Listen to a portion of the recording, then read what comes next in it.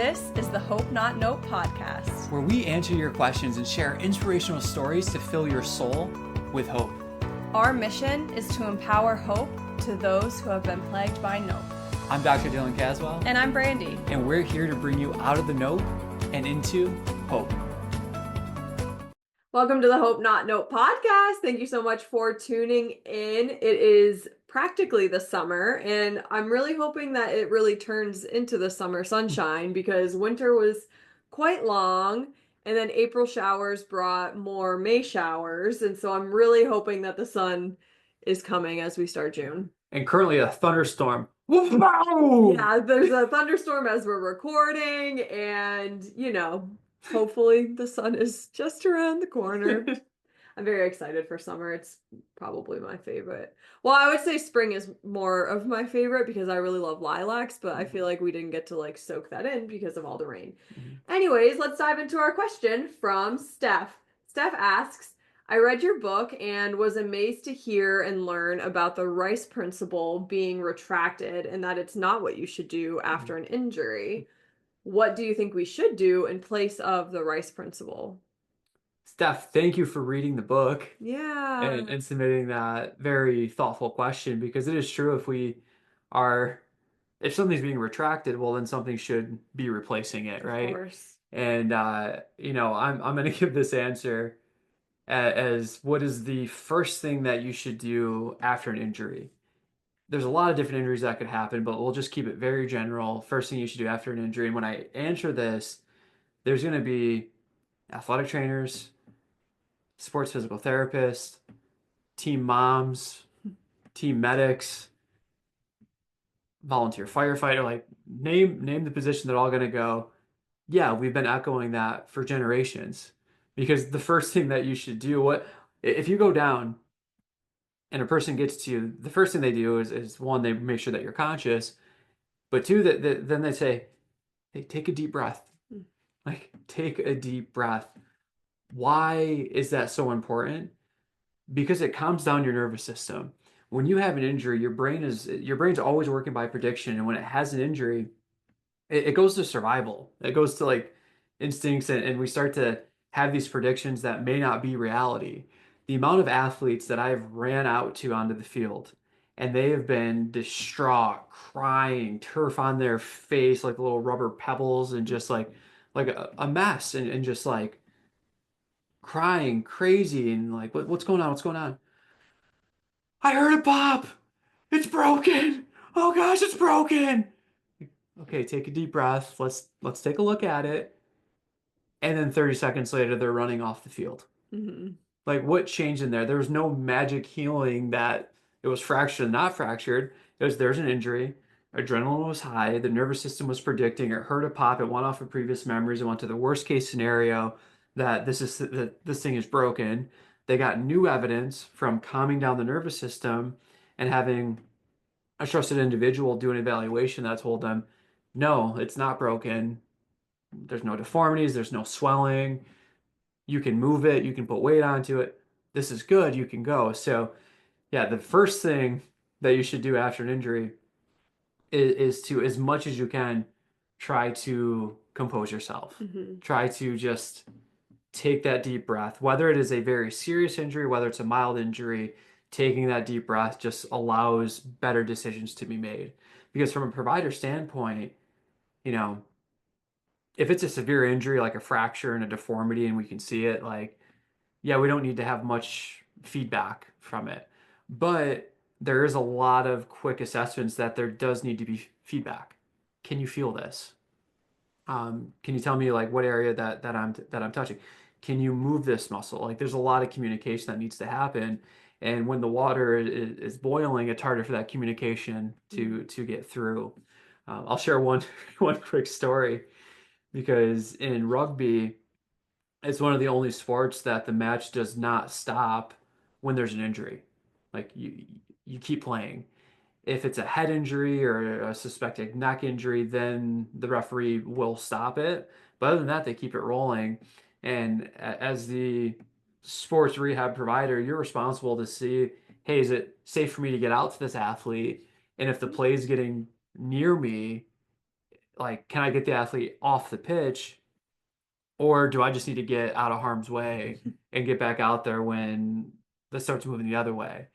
And generally, like, it's pretty cool. Like, rugby players have a sense of like that player's down, so they try to keep the ball towards one side of the pitch and not work towards where the training staff is going to be. But it's not always perfect. Like, it's a competitive sport. You want to win. So sometimes it makes more sense to reverse the field and work that way. So I was covering NCAA Final Four, and a girl went down, and I got out to her, and she was not responding to me. But her eyes were open. She was breathing, didn't get hit in the head, but she's just not responding to me. And she's holding her ankle, and I'm like, why is she not responding to me? Because of this ankle injury. And so I'm like, hey, I'm Dr. Caswell. I'm a sports physical therapist. Emergency medical responders. Okay, if I take a quick look at this and see what's going on, either get you up or get you off the pitch, and just see what's happening. And she had such an emotional reaction to what ended up being like a grade 2 ankle sprain that she was not able to respond because of how devastated she was that she rolled her ankle. Mm. But it was one of the only instances that I had to leave the pitch and leave the athlete on the field or on the pitch because she was not responding to me because of the emotional reaction. Wow. I had to go off the pitch because the play was coming near us, and it was dangerous. She was conscious, she was stable. So it was safe to like have the athlete stay there, but I had to go off to the sideline, and then the ball went away, and I went out and tried again. And this time she was a little bit less emotional and able to talk, and like, oh, I rolled my ankle, I think I broke it. Like, okay, cool. Can I evaluate it? Okay, it doesn't look like this is fractured. Can you put any weight on it? The auto ankle rules were negative. We were able to get her off the pitch. She didn't go back in, but we got her off the pitch and out of further danger once the emotional reaction came down, Mm. where had this athlete been able to take that deep breath, regulate the emotion just a little bit more, allowed that opening of like, hey, can you evaluate this quick? Let me know what's going on. Like, the whole situation would have been much smoother. Because I'm over on the sideline, like, oh my God, like, please, please, please move the ball that way, move the ball that way so I can get back to her. I don't want to leave her there, but like, safety, like, you have to. So I won't get into what do you do next after that, but first thing to do when you have an injury, the brain is going to predict worst case scenario. Just take a deep breath, take a look at it for yourself. Is there swelling? Is there a noticeable deformity? Is there significant bleeding? Like, visually, like, look at these things, feel for yourself, and that'll give you a lot of information of how much of an emergency that this is or is not. Right. I think of Jason Tatum recently just got injured. Yeah. And when I saw his panic on the ground, I knew it was gonna be a potentially season-ending injury. When I saw his panic on the ground. But then when I think of like when Kobe had the exact same injury, how composed he was. And I'm not saying like Kobe is better, Jason Tatum's better by any means in regards to how they responded to that situation, but there's almost this like if you're able to have composure, you're able to like grit through the panic Yeah. as opposed to, again, panicking. Yeah. And I don't know, it's not like you're getting injured every 3 weeks so that you have the experience of how to respond. But if you put yourself in moments of adversity, then you're able to handle situations with composure. Yeah. Kobe tore his Achilles and took his foul shots. Right. And made them both. And made them both. And then I mean, different points of the career. Kobe also, there's the famous scene of his finger being completely dislocated and him just relocating it, shaking it, and going, and the coach being like, oh Yeah. gosh. So, like, everyone's pain experience, everyone's injuries experience is different. And so we have to take that into consideration. But in each situation, it's the faster that you can compose yourself, the better evaluation can be done, which then leads to better decision making. Which I also need to say, as a recipient of like an injury, the thing that helps you compose yourself the most is when the emergency responder, medical professional, yourself in these cases, can have that composure when you go to the athlete, because if you don't have that composure and you're freaked out, like I think of the story with your mentor when Yeah. he was like, wow, this is the best place you could have broke your leg or Right. whatever. Like that is so helpful as the person who has just experienced the injured to be able to truly like breathe in that moment. Yeah, and I think the two important notes with that is one, as an athlete, know that a trained provider in this area is not going to lie to you. Hmm. They're not going to come out and sugarcoat it and put fluff around it. They're going to tell you what's going on to the best that they can. The way that they do that will impact how you receive it. Hmm. So, as Brandon said, my mentor, this girl completely fractured her leg, sectional final in soccer, and it was a clean fracture. You could see the deformity.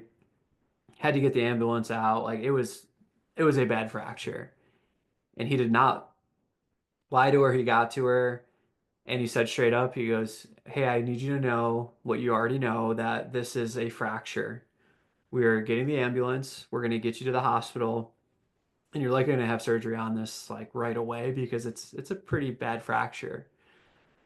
But as bad as this fracture is, you did fracture in the best place to be able to heal from it. Mm. It's away from the growth plate, so you like there's a road ahead of you, but it's a better road than what it could have been." Hmm. And that athlete went from like despair and distraught to wiping her face and going, "Really?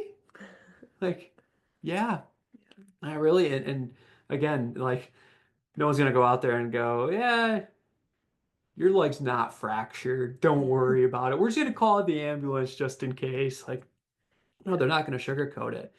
But I also think of like, I won't mention the name, but like being at a competition and a athlete getting injured, and people going out that are not necessarily trained to keep their composure during Yeah. these types of things.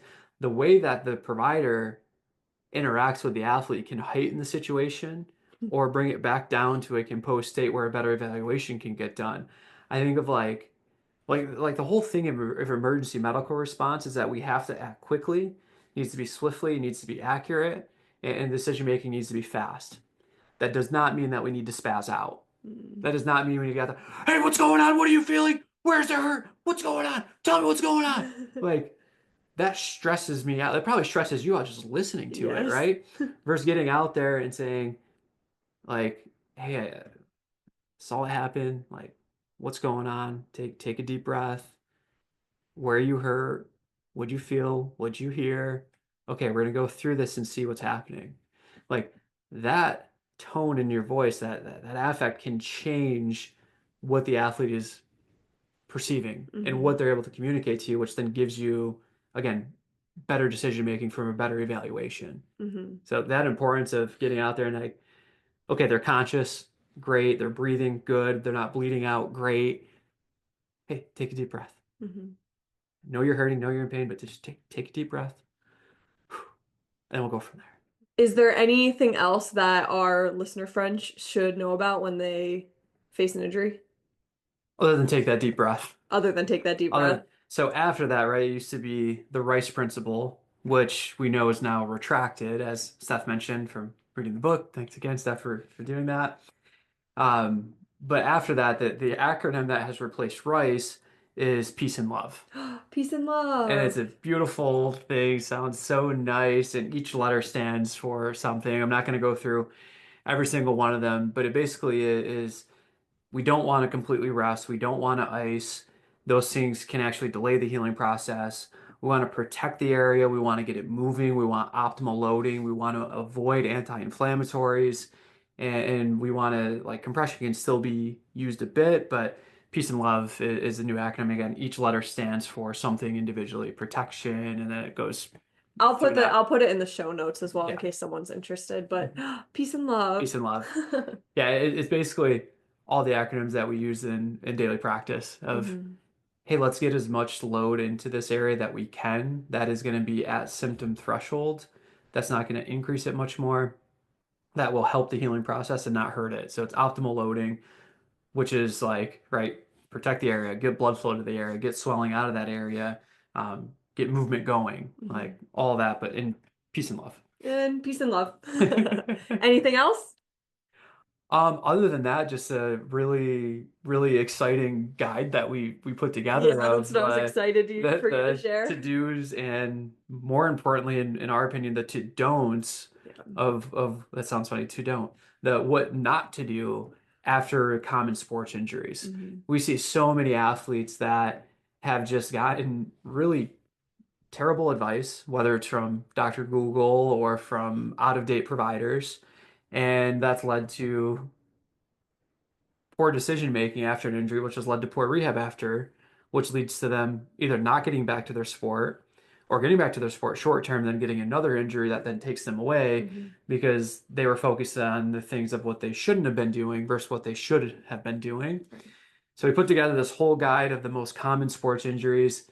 It is based on the clinical practice guidelines, modern research, and over a decade of experience with high level performance.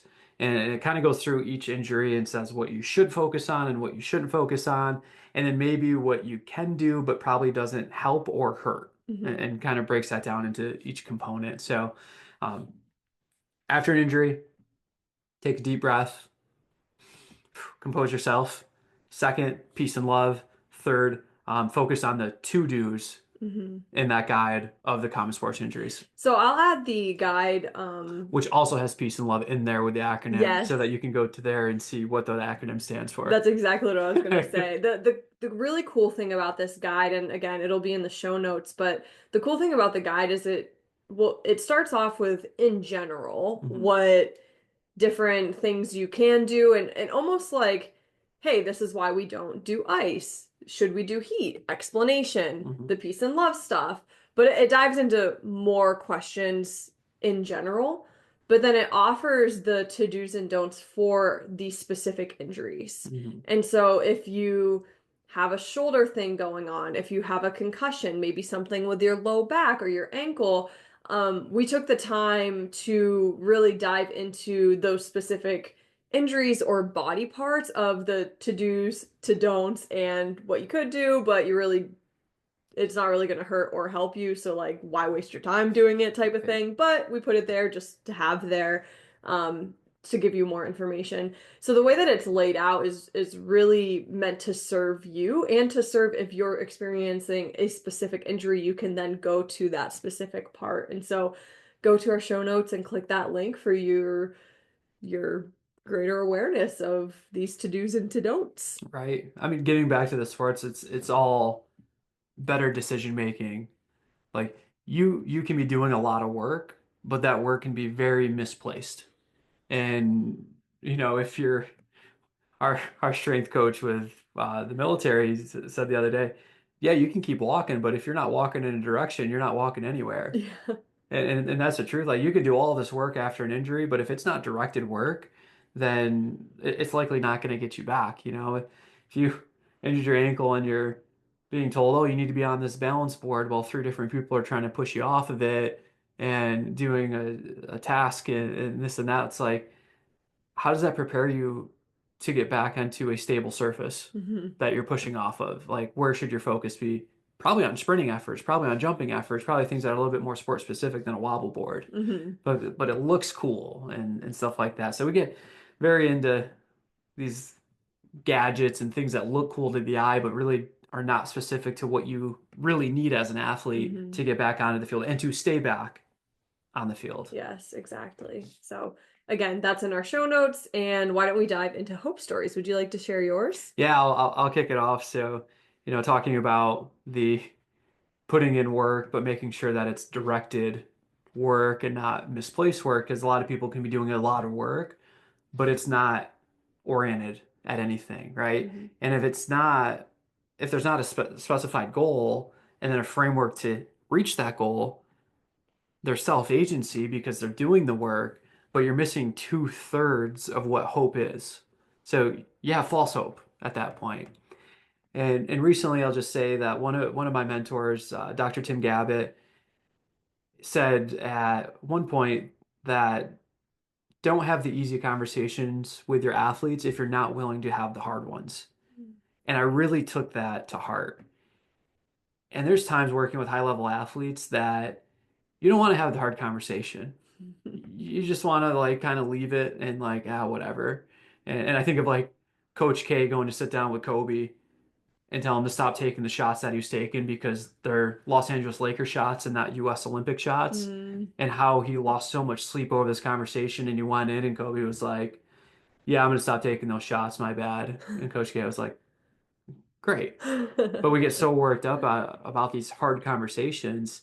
And, recently with taking that to heart and working high level performance and working with special operators, they do so much, and seeing the sacrifice up front of what a career as a special operator could look like, but also the training that they need to do to even ever earn that right to be called a special warfare officer, like the school that they go to, the things that need to get done to even be a candidate for it is just absolutely incredible.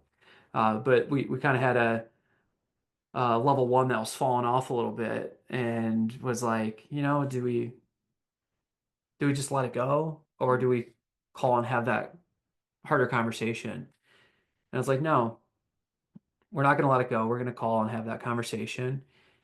And I will just say through 10 years of doing this, every time I've sat down to have that type of conversation with an athlete, it's been nothing but beneficial.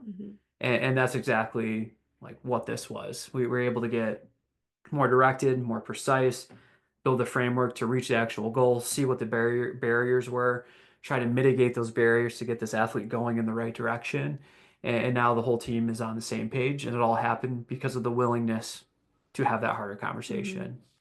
Yeah, I was going to share similar with my hope story that, our social media fam and our podcast fam, like they don't always get to hear about this really cool stuff that we get to do and work that we get to do with the special operators. And so I was going to mention as well, just like how awesome it is to get to see, we primarily work with men. There's a couple women that we get to work with, but for the most part, we get to work with men and get to see these men of all ages. Some of them 19 had just graduated high school, some of them in their 50s about to retire, and just seeing the athleticism of these men, but also just like their ability to not be like tainted by what they've gone through, but to always like rise up and rise to the occasion and rise to greatness is just like so cool. So getting to see them, train them, work with them with human performance, their 5K ruck run that they did, like all these different things that we've gotten to be involved with over the past year, and getting to work with them has just it's been awesome. And so just wanted to share that with our podcast listeners, because we don't always show that side of Hope Not Nope, but it's a part that's really been fueling us a lot lately. And I'll just add in there the humility of being, the group that we work with, the attrition rate of becoming in the position that they are is 85%, meaning 85% of people do not pass in the specialized school to become a special warfare officer. Wow. So that kind of puts in percentage the capabilities that these individuals have. And they have every right to be arrogant, to be above specific duties, and they are not. They are, if something needs to be mopped, doesn't matter the ranking, someone will mop it. Trash needs to be taken out, doesn't matter the ranking, they're there, they see that it's full, they'll take it out. And just seeing that humility just shows the level of leadership that they do have. So it's really cool to see that. Yeah. So just want to say big shout out to all the men and women in our military in the U.S. We are so grateful for you and all the sacrifices that you and your family have given to our country. So thank you. Yeah, almost in awe. Yeah, very much in awe. Yeah. Very much. Yeah. Well, thank you for listening, Steph. Thank you for reading the book and submitting that question. If you've read the book and have other follow-up questions from it, please send it in. That's part of the heart of why we do this podcast, is to have a continuous conversation. It's not meant to be, you read it from front to back, done, closed, no questions. It's meant to spark conversations and curiosity. So thank you for doing that and submitting that question. Have a great week. And remember, every day is not just a day to be hopeful, but an opportunity to become hope.